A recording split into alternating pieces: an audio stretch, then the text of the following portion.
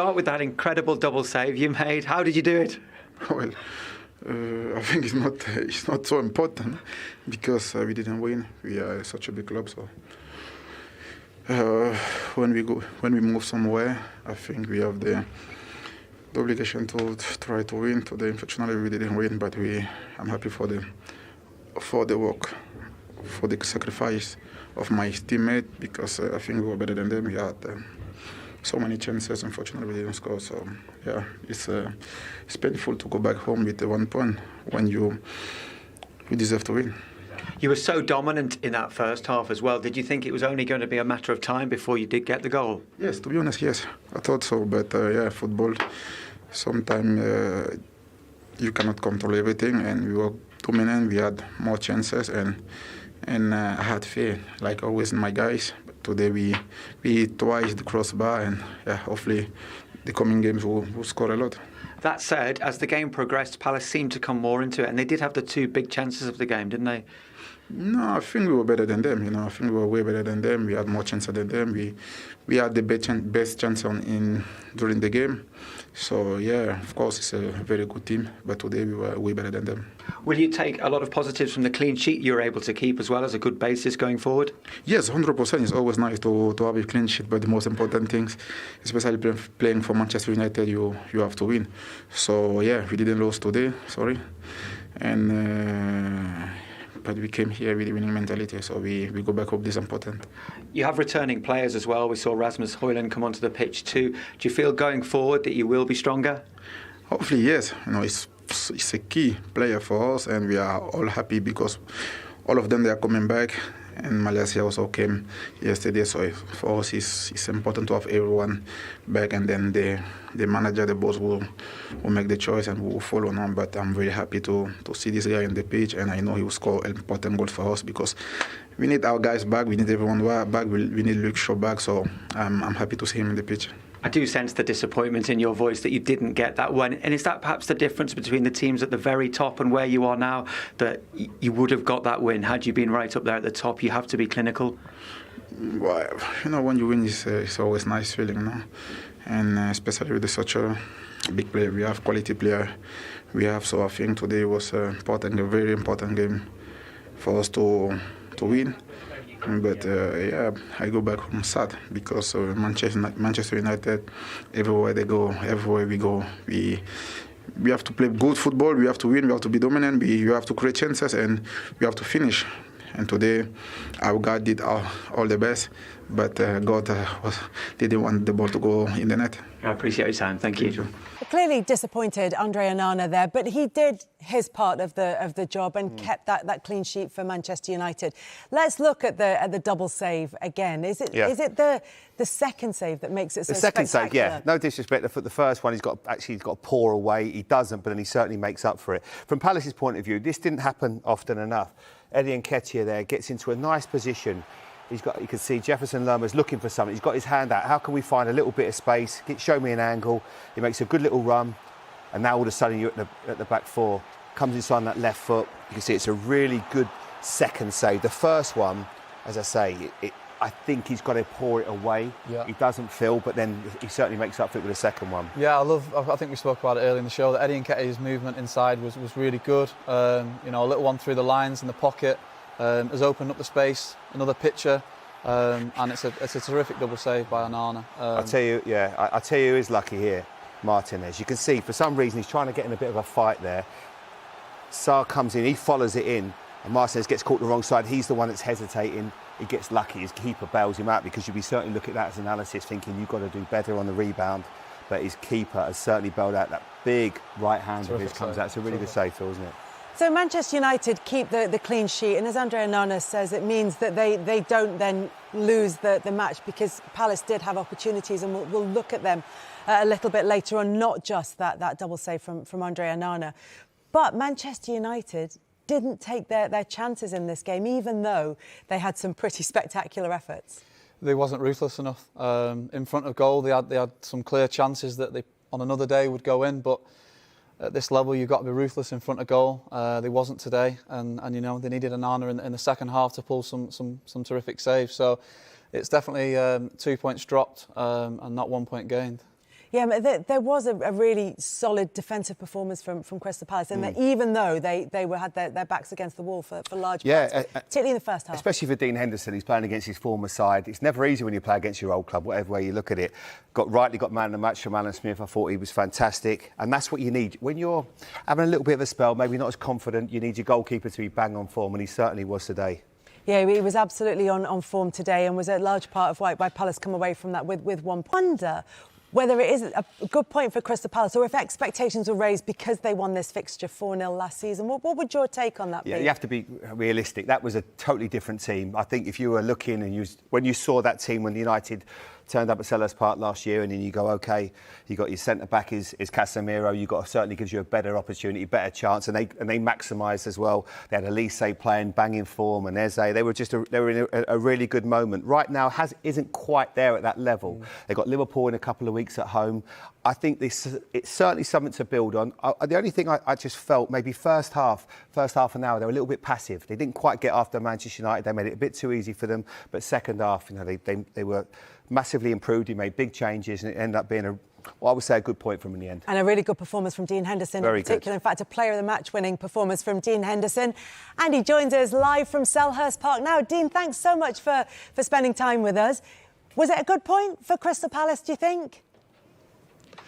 Yeah, I think in the end, obviously we missed a couple key opportunities. I'd like to see, I think there was one in the second half where maybe we could have scrambled it over the line. I think Andre made a great save, and we were unlucky in the end. But I think certainly off the first half, it was a game of two halves, and yeah, I think we'll take the point and we'll be delighted with it.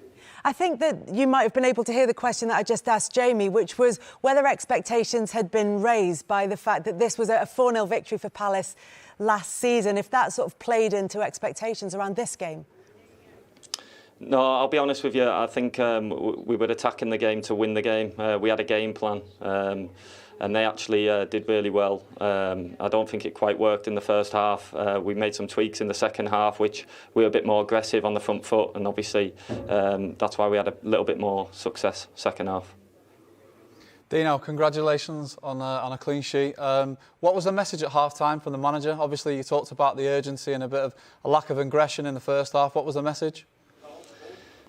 It was the intensity, the belief. I think he was obviously frustrated with the way we were playing, as in he felt like we were playing so cautious, and he was like, take the safety cap off and go for it. We've got nothing to lose. And as you know, nights like this, you're the underdog, and you've just got to take it on the front foot and try and give it a great go. And first half was disappointing from our point of view, and we were a bit better second half, but there's more to come. Dean, Jamie Redknapp, 7 saves today, a lot of good ones. What was your favourite? I think the one off the header, potentially, it was so close. This is a nice one. Going backwards, yeah, it's always hard when you're going backwards to get your balance point, but yeah, nice. I mean, yeah. This is the header as well. This is obviously big. You move your feet so well, make a good save there. Yeah, just getting in the right position and trying to stay between the ball and the goal. Cover as much as you can and just react as quick as possible. And what about this one? Phil was saying, I thought it was a great save. Phil said, this is the one for the cameras. Definitely that one for the gram. So dramatic. That was so dramatic, I'll be honest. I'm not going to lie, that's one for the Instagram there. Look at this one there. That'll be the only picture that makes it on the Instagram, I think. 100%, yeah.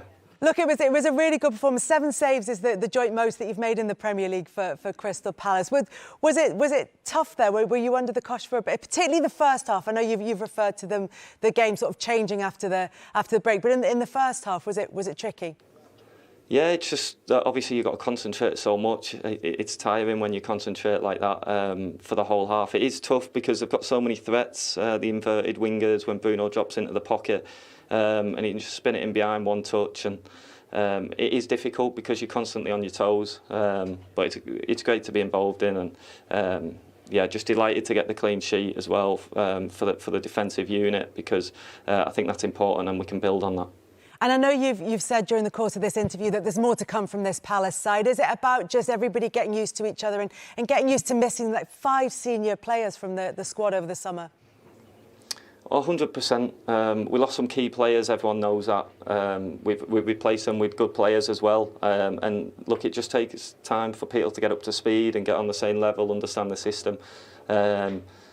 We've got a great system here, and we believe fully in the manager that it'll come good once the boys get up to full fitness, start understanding the roles and responsibilities, and then just being Palace and being hard to play against and hard to beat, because that's what we were towards the end of last season, and we've got to get back to that soon. Dean, really appreciate you taking the time to come and talk to us. Thanks so much. No, thanks a lot. Have a nice evening. Well done, mate. Thank you very much to Dean Henderson with that player of the match winning performance, and one lucky fan in the crowd gets Dean Henderson's shirt to take home with him. And he looks delighted with it as well. Look, you see this so often from fans now, and they've got the boards up asking for the play shirts. How much of it do you see, Phil? Like, how much do you actually notice that those fans are there? Yeah, obviously, I think after the game, you're walking off and you take more of a look around the stadium and stuff like that. But it's brilliant to see that, you know, the young kids, that's his idol, do you know what I mean? So it's for him to get his shirt and a good keepsake. I think as well, Phil, you know, you were obviously there when he was at United. It didn't quite happen for him. It's good to see him in form and looks like he's really enjoying his football. Yeah, brilliant. I mean, don't get me wrong, he had David De Gea, who was world class. So it's very difficult to dislodge a goalkeeper like that. But he's gone to Palace, he's got his move, he's waited for his chance. He's taken it and he's proven today that he's a top goalkeeper, and he'll be really important for Palace this year. And also, with Sam Johnston being one of those players who left in the summer, he is now absolutely number one at Crystal absolutely. Palace. And today, you know, he made the difference, and the confidence was high. You know, he spoke about moving his feet, and that is the difference with goalkeepers. When you're feeling good about anything, goalkeeper out on the field, your feet move well, and that was certainly something that he did. And we looked at these chances. Phil was talking about it a lot in the first half, you know, with Dalot coming into areas. This is just a really good piece of play by United.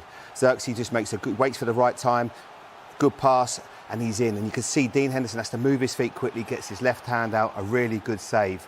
And this is what I feel, you know, with United sometimes can be that difference. You've got to have people running without the ball, but also when you get these opportunities, and they obviously play a really good pass in here, centre-back Lacroix doesn't quite see him run, he gets a little bit lost. This is United at the best, you know, and those transition moments when they attack with speed and pace and create so many chances, and that's what they've thrived on in the past years. And you know, Garnacho's had a few chances today that he should have taken, but it wasn't to be. But those moments and recognising those moments when to go and really attack with it with an intensity.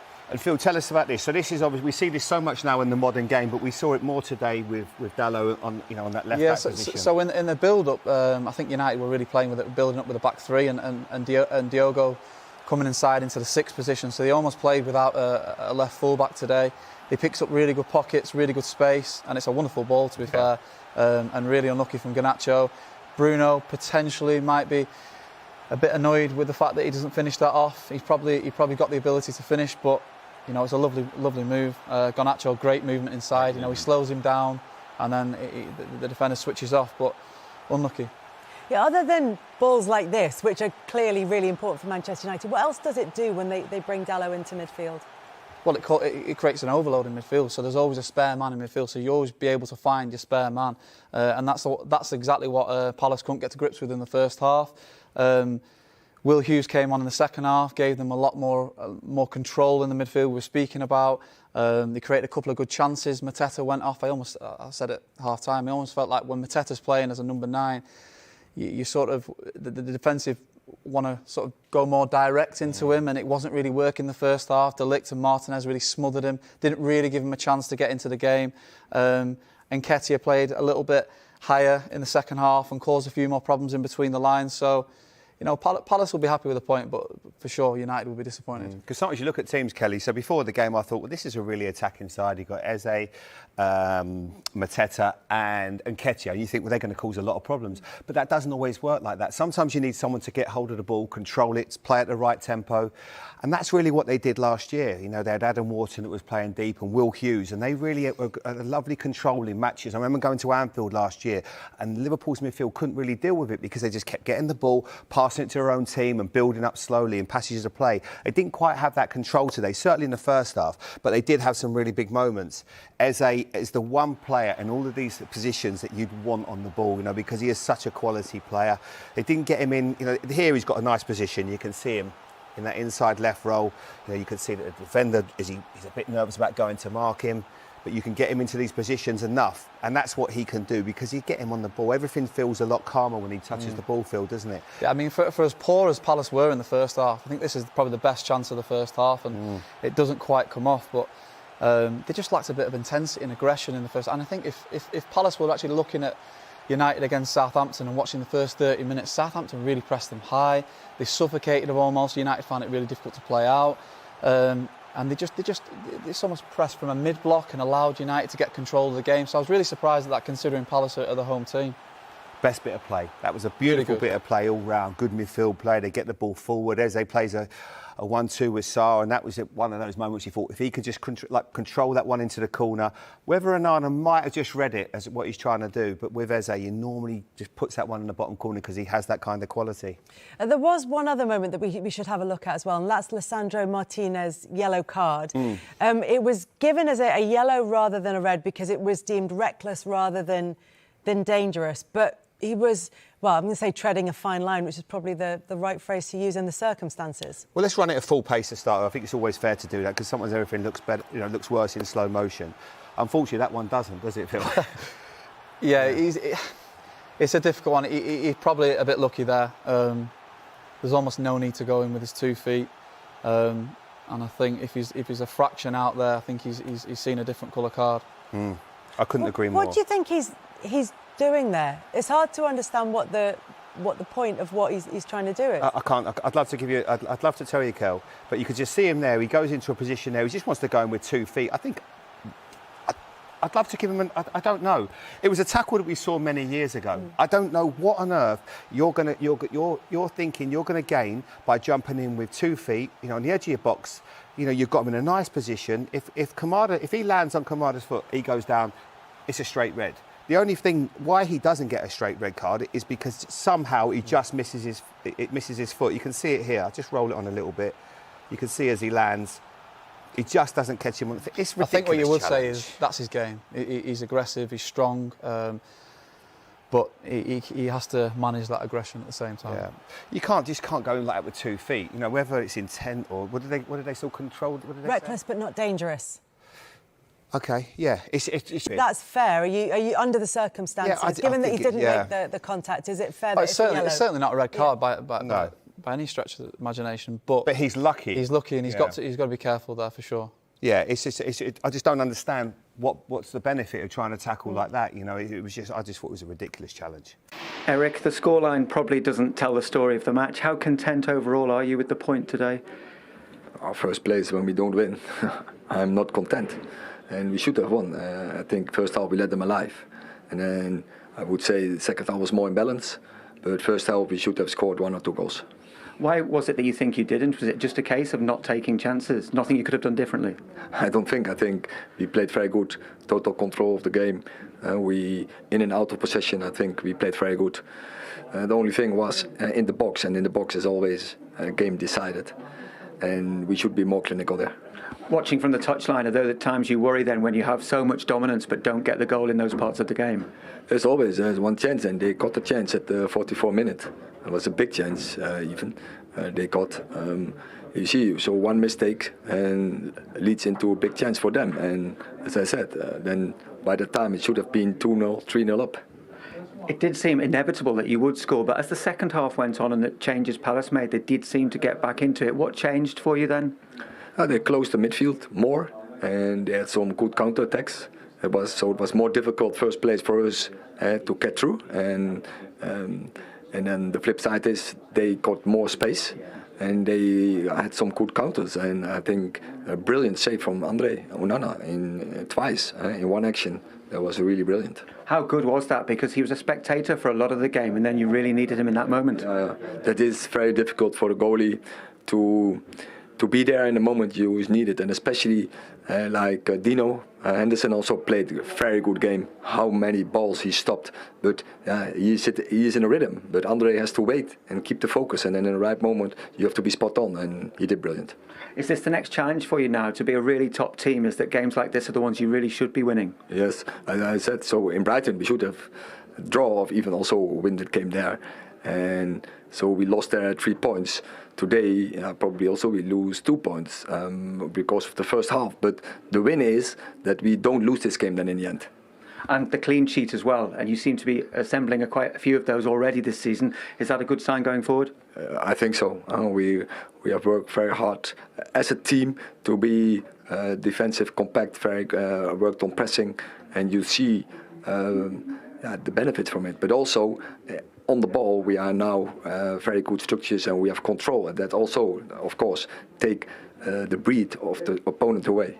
And you were able to bring Rasmus Højlund on for a few minutes too. Do you feel you are heading in the right direction, not only with what you've just been saying there, but in terms of the players you have available?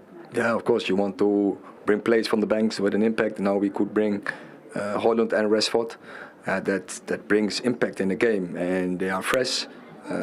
So if they up to full speed, then I'm sure then they will be there to finish the game and to win the game for us. Thanks for your time, Erik. You're welcome. Clearly a lot of frustration at Manchester United about the scoreline because of the chances that they created. When they go away and analyse this, are there positives to take from that performance, the fact that the chances were created, that they were having so much control of the game, particularly in the first half? Yeah, there's definitely positives from the game. They started the game really well. They caused Palace all sorts of problems, like, as you said. They created enough chances to win 2 games. Didn't manage to take them. They were a real threat on corners and set pieces. You know, De Ligt missed 1 or 2 from the corner. So definitely positives to take. It's a positive result. But Man United will always be wanting to go to a team like Palace and be getting 3 points. I think that's three clean sheets in 4 games. So there's improvement. You can see that they're building something. But ultimately, they need to start getting, wins on the board.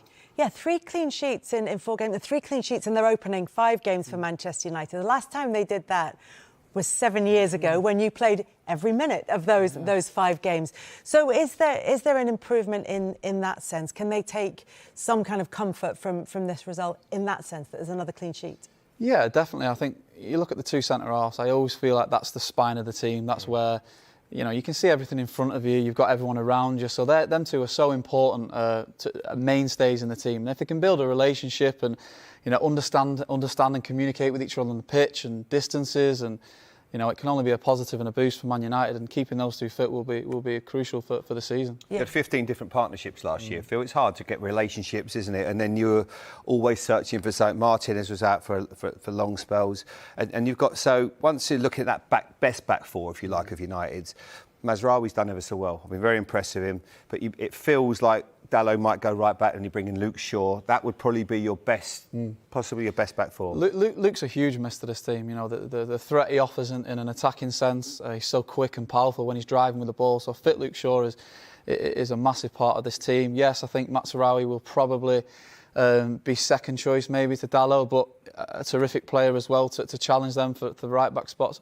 There's definitely improvements, but again, Man United will be wanting to get more points on the ball for sure. I mean, the amount of times we did Manchester United games here on a Saturday night, Kelly, and teams were just having chance after chance, like averaging 18 chances per game, just not good enough. And I said before the game, I felt Eriksen, Mainu in midfield, is that going to be strong enough? Are they going to be? That should be. It's not your conventional midfield. Normally you go with Casemiro or Ugarte in there. But they actually didn't really have a problem in there. They never really got cut through once, Phil, did they? Yeah, well, at times you had Mainu playing as a 10 and Diogo playing in Mainu's position. So those were the overloads they were creating. As we said, Palace really couldn't get to grips with that in the first half. So, structurally they were sound today. They look comfortable. OK, they conceded a couple of chances.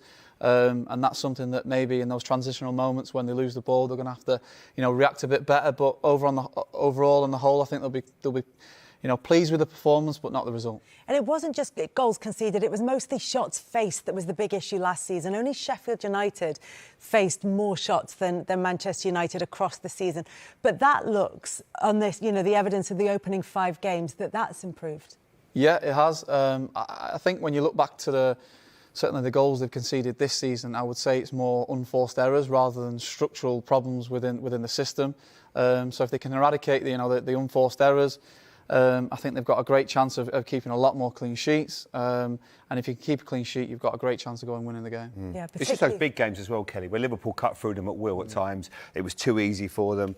But that's it takes time. I mean, Phil played at centre back in a team that won the title. It's something that you have to work on, and the more you have that togetherness and understanding. With Martinez playing with De Ligt, you create that. It's almost telepathic. If he's going to go up and head the ball, maybe I can drop off. And working on things like that is going to be all the difference. I think when you look at relationships, I mean, we touched about it before. You look at Saliba and Gabriel at Arsenal now, and the relationship that they have, they look so assured, so confident with the ball, with possession, without the ball. So, if they can build that relationship and that communication, then yeah, they've got a real good partnership on their hands. And as you say, if they've got that solid foundation, then all Manchester United need to do is convert those chances that they are creating at the other end. How big has Garnacho been in terms of that for Manchester United this season, and in terms of what he's been able to do? I know he's missed a couple of chances today and hit the frame of the goal, but in terms of what he's creating, how important was he? Yeah, like he can do things. He's that sort of player that can make a difference. He obviously didn't start the season, but I like him. It's just a case of whether with Rashford and in the wide players with Ahmad, of just getting the right personnel in the right positions. Now, I think when you get these opportunities, you expect one of them to go in, and that could have been the difference today with the 3 points. But he's definitely got talent, Phil. I mean, you've worked closely with him. Yeah, he's got incredible ability. He's got the knack of being in the right place at the right time. You see the movement he had for the first chance, but Dino made a great save. He's come one way and spun him behind. The fullback doesn't even know where he is. So it's the movement, the clever movement he's got. I wouldn't say he's got blistering pace, but he's got such an eye for goal, and he is a good finisher. And unfortunately, he couldn't quite score today, but he's certainly a terrific player for Man United.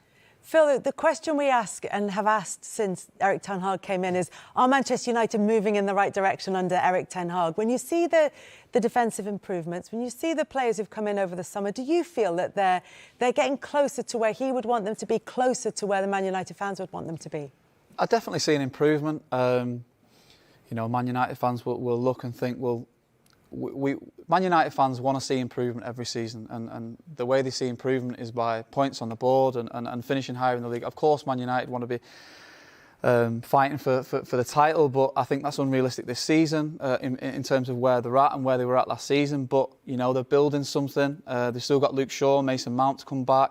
Rasmus was back today, came off the bench. So this is his squad now. This is the squad he wanted. So I've definitely seen improvement, but they've got to show it, and they've got to turn up to every game and fight for every point, and play as well as they can. I think next Sunday's a big one as well, Phil. Tottenham at home. That feels obvious. When Liverpool came, so if you like, I'm not putting Tottenham not in the category of Liverpool quite yet, but they obviously possess a lot of threats that can cause United problems, and that's when we'll see the test of what this back four and certainly this team. Because if you're playing against maybe a better side, that midfield might need a bit of reassuring, and that's where maybe you do bring in Nagati into a game like that, where you can add his sort of strength and combative skills, because you don't want to be certainly too open in a match like that. We've also got Aston Villa coming up as well, which is going to be a tough one. We saw how difficult Brentford made life even for Manchester City. So these aren't straightforward fixtures coming up. There's no easy games. There's at this level, that you want to play at this level, there's no easy games.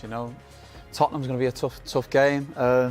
The way that Ange plays at Tottenham is on the front foot, pressing really high. And United against Southampton, they struggled in the first 30 minutes until they got to grips with the game. Villa away, they're flying at the minute, in great form, scoring loads of goals. So listen, there's no easy games, but United have to keep on building. They have to gain momentum, game by game, and get that real consistency about them. What's your feel on what Manchester United fans would see as success for United this season? Well, look, people will ask that question, and it's been asked a lot in the past couple of years, but they've won the Carabao Cup, they've won the FA Cup. Of course, we want to be competitive in the Champions League, but they're not in it, and they need to get to that level. I think the result against Liverpool was almost an eye-opener of the level that they need to be at every single game, the intensity they need to play at.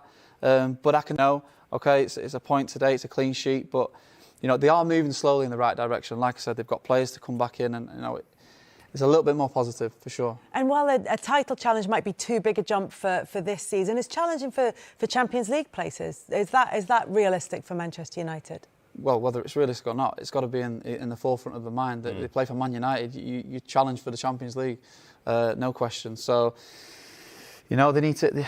you know, it's 2 points dropped today, as we've said. They need to keep building, keep gaining momentum, keep gaining the confidence, and hopefully they can. By Christmas, hopefully they're there or thereabouts in the Champions League spots, but they have to keep building that. Right now, I don't see. I mean, if you're looking at Manchester United, you look at Arsenal, Manchester City, and Liverpool.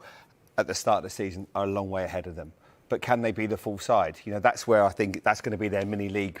I think those three are going to take care of themselves. Is that why games, for example, like the Villa one that's coming up, are so important? Yeah, and well, even today, it's so important to get. You know, if you're having that kind of possession, Kelly, and you're getting the opportunities that you are, and the man's, you know, the goalkeeper's getting man of the match, you've got to make sure you capitalise on that. That's where you've got to be clinical, and you get your 3 points. If it's a 1-0, Phil, I know you won titles. When you win 1-0, that's what gets you the 3 points that you need to just keep that momentum and getting and building.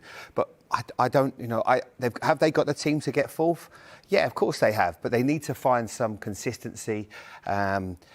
It's a fascinating one today with Marcus Rashford. I felt that, you know, we were talking about him turning the corner, getting a few goals, scored 2 in midweek, won the weekend.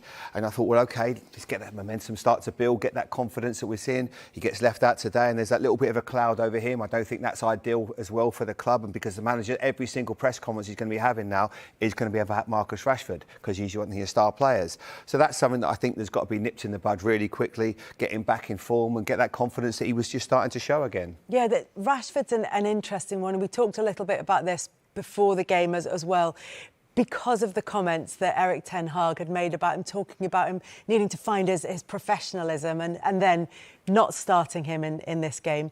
What are your thoughts on it, Phil? Look, I go back to my playing experiences with Marcus, and you know he's a hugely talented lad with so much ability to ghost past players. We've seen that time and time again over the years. He's obviously lacking a bit of confidence at the minute, but you know, that's up to him to gain that confidence back. I want to see him get the ball and be direct and take players on. And he's got the manipulation to move the ball and stick one in the top corner. He's got that. He's got that in his locker, something out of nothing. But you know, I want to see him having the courage to sort of make mistakes and almost it's okay to make mistakes. Go and get the ball and do it again. I think the best players in the world show that they can eradicate that straight away and then go and get the ball again. So.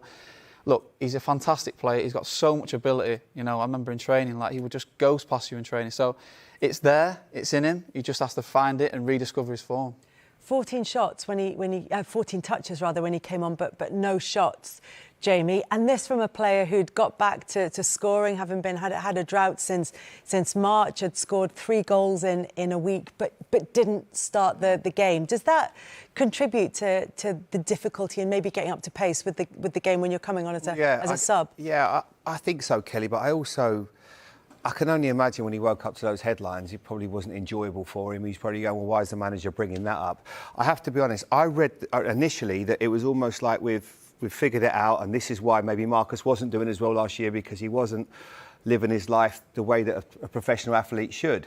But obviously it's been taken slightly differently because he gets left out today. So I don't know what's happened this week. It might come out, it might not. Ten Hag said rotation in the pre-match. Yeah, I know. He can say Kelly. He played 63 minutes, I think, in midweek. Got 2 goals. You don't take a player that's got 2 goals. Do you think that? As an example, that they're going to do that with Salah at Liverpool if he scored 3 goals in the last 2 games. It's just not going to happen. Something has gone on that we don't quite know.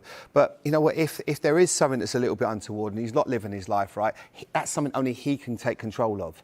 You know, you've got to make sure that you're on it all the time. You know, I like to night out, we all did, but you've got to make sure that you live your life right, more so than ever. Because in my day, pretty much everyone else was doing it, but not now. You've got to live your life right. You've got to do every single day. You've got to dedicate your life to football, because he needs to go back to that player of 2 years ago when I'm not sure 30-odd goals or something that season. He was ripping it up. He looked incredible. And then you take it to another season, and we keep going. Well, is it his confidence? You know, what's up with Marcus? Why can't he get to that level? It doesn't make any sense that you can have that high standards and then drop to what you did last year. And it almost became, at times, really hard to watch. You know, there was certain games when he just trot around, plod, and not really look like he cared. Fans, away fans, home fans will always want, and they'll suffer it. You can always play badly, but they'll always want you to make runs. They'll always want you to run without the ball, show you care, because they would give anything to have that shirt on.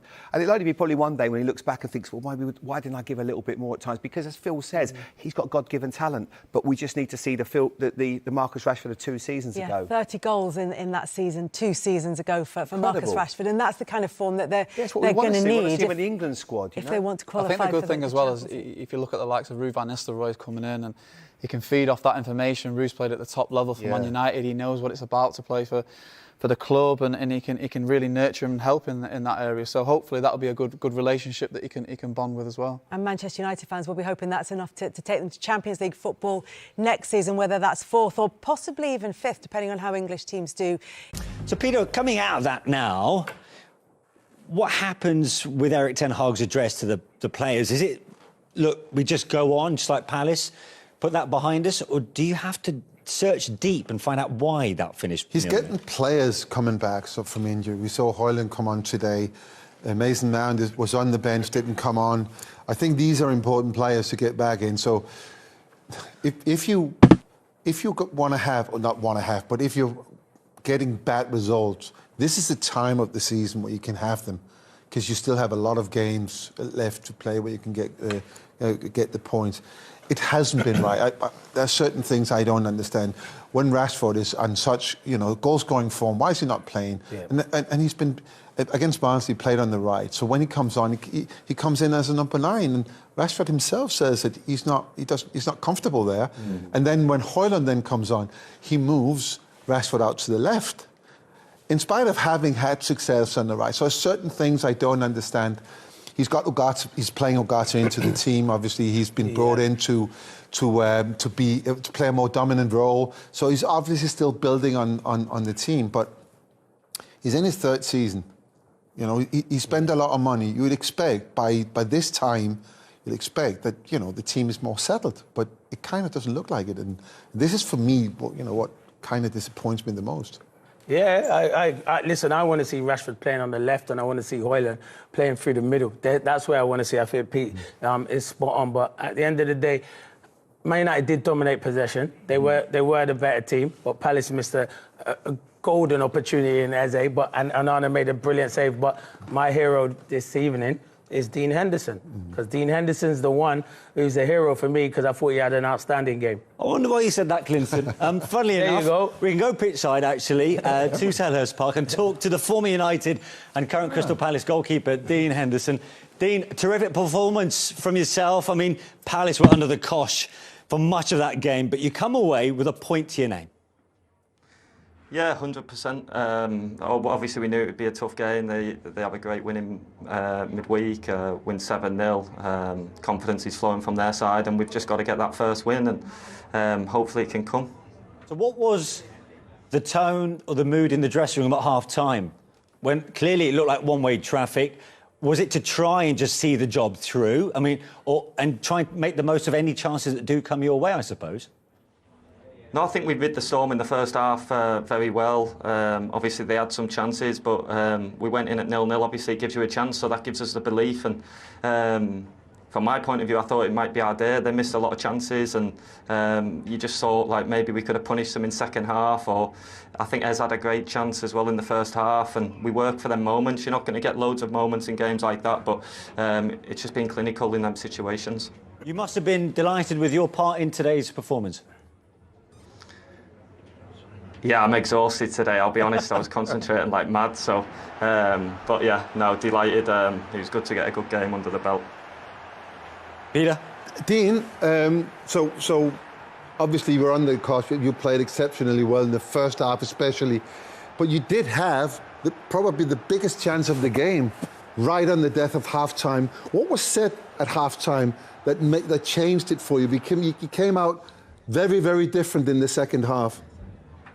Yeah, the gaffer installs belief in us all the time, and he was straight in there on the front foot saying, look boys, we can do this, you've got to believe and get out there and put your best foot forward. And I thought we did that, and obviously we had a much better second half, and it could have went either way, but we just got to keep believing in there, keep gelling together, and then wins will come. Yeah, I mean, that was my next point, because obviously the winless run continues, but that must feel like a really morale-boosting point, more than a point almost. Yeah, 100%. I think when we went to Chelsea the other week, obviously we get a good draw there, and then the confidence is high, and then the international break gets in the way, and then we've got to start over again. But I think we'll build on this. We'll take a lot of confidence from it, especially as a defensive unit. We've lacked clean sheets, and that's most importantly, we've got one of them today, and we can build on it because we are creating chances. Does it always taste a bit sweeter against a former side? A clean sheet?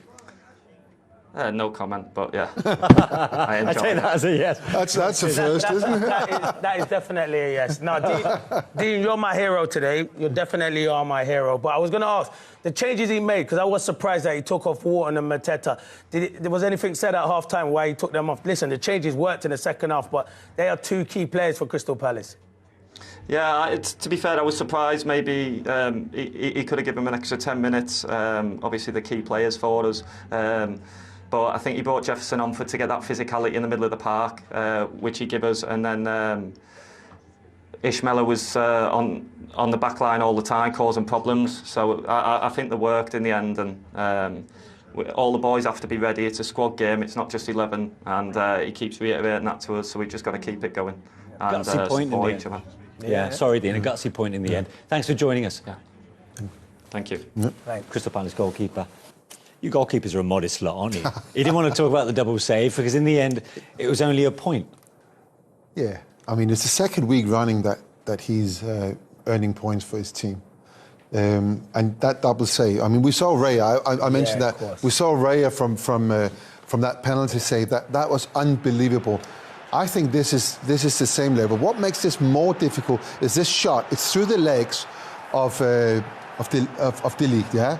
If you see it better here, it goes through the legs, so he sees it late. That's a great save in itself, but that recovery to get back up, look at this now. Look at this. Gets back up, and then he even gets a little bit of a stretch on his arms there. Magnificent save that. And that has actually saved a point for the team. And if you want to know how good that save is, just look at the kids. Oh, brilliant. That's how good that save was.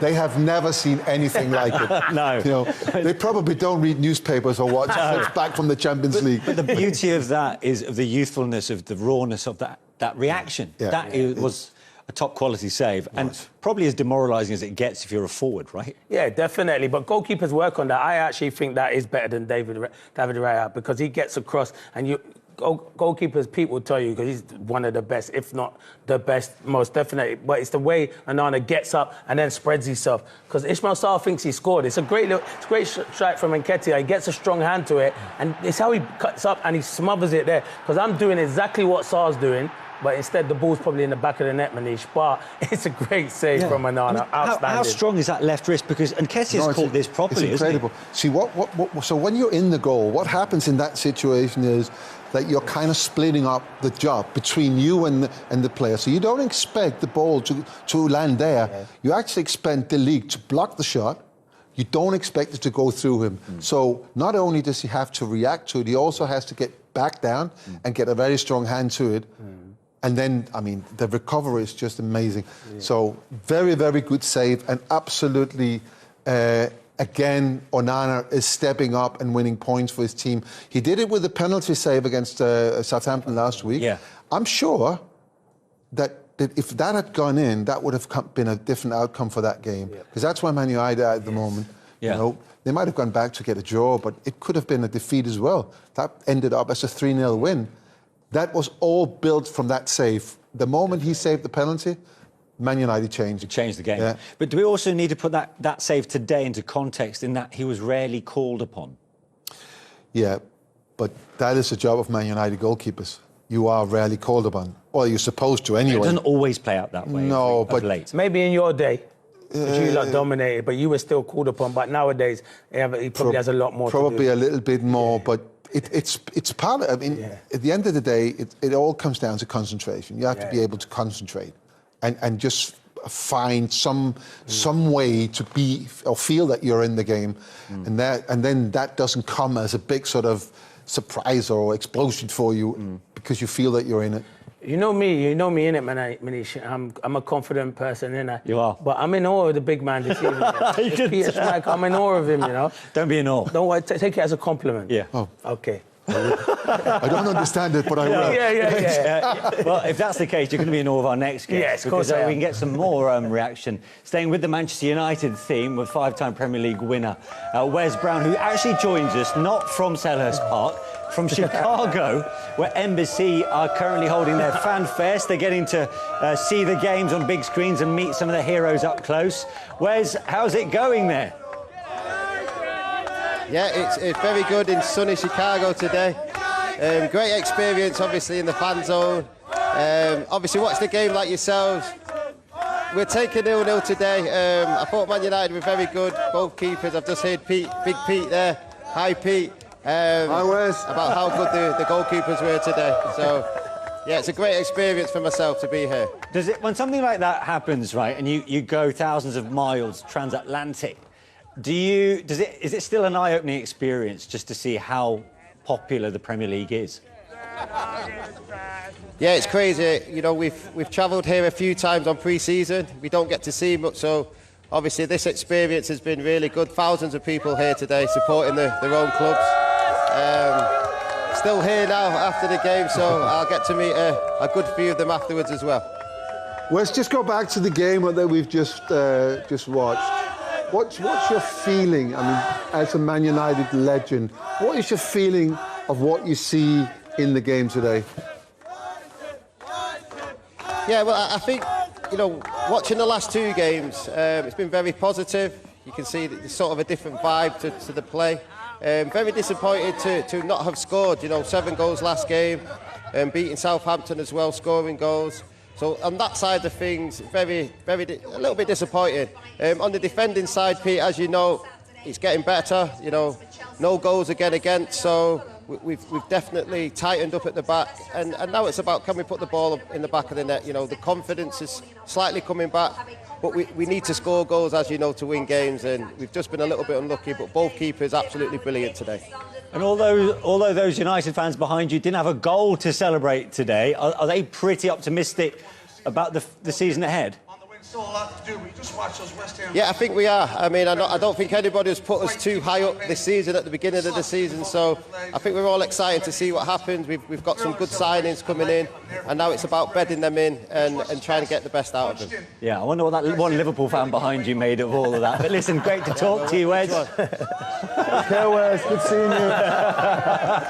Wes Brown in the windy city of Chicago with his reactions to the goalless draw at Selhurst Park. More reactions. It doesn't tell the story of the match. How content overall are you with the point today? Our first place when we don't win, I'm not content, and we should have won. I think first half we let them alive, and then I would say the second half was more in balance, but first half we should have scored 1 or 2 goals. Why was it that you think you didn't? Was it just a case of not taking chances? Nothing you could have done differently? I don't think. I think we played very good, total control of the game. We in and out of possession. I think we played very good. The only thing was in the box, and in the box is always a game decided, and we should be more clinical there. Watching from the touchline, are there the times you worry then when you have so much dominance but don't get the goal in those parts of the game? There's always one chance, and they got the chance at the 44 minute.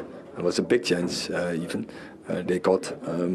You see, so one mistake and leads into a big chance for them. And as I said, then by the time it should have been 2-0, 3-0 up. It did seem inevitable that you would score, but as the second half went on and the changes Palace made, they did seem to get back into it. What changed for you then? They closed the midfield more, and they had some good counter-attacks.